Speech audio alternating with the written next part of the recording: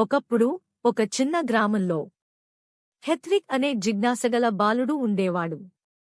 అతనికి బొమ్మలు, స్వీట్లు మరియు కంటికి ఇంపుగా అనిపించే ఏదైనా ఇష్టం.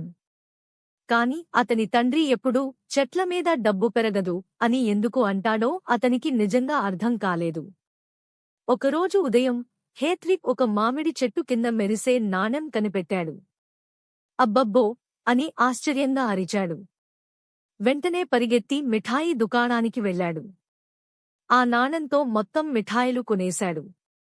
తరువాత రోజూ బొమ్మ కావాలనిపించింది. కాని జేబులో ఏమీ లేదు. అతని ముఖంలో చిరునవ్వు మాయమైంది. ఆ విషయం గమనించిన తండ్రి హెత్విక్ను పక్కన కుర్చీబెట్టుకుని మాట్లాడటం మొదలుపెట్టాడు. ఒక చేతిలో నాణెం, మరో చేతిలో విత్తనం చూపించాడు. డబ్బు ఒక విత్తనం లాంటిది. నీవు బుద్ధిగా వాడితే అది పెరుగుతుంది.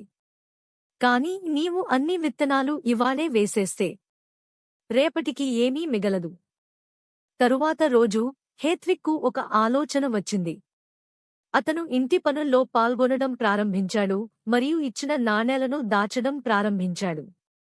అతను కొన్ని నాణేలు దాచుకున్నాడు. మిగిలిన వాటితో చిన్న బొమ్మ కారు కొనేశాడు. అతనికి చాలా గర్వంగా అనిపించింది. ప్రతిరోజూ హేత్విక్ తన పెట్టెలో కొద్దిగా నాణేలు వేసేవాడు. అది నెమ్మదిగా నిండుతుంది. అతను చూసేవాడు. అతను ఒక గొప్ప విషయం నేర్చుకున్నాడు. పొదుపు అతనికి ఆత్మవిశ్వాసాన్ని మరియు కొనుగోలు చేసే అవకాశాన్ని ఇచ్చింది.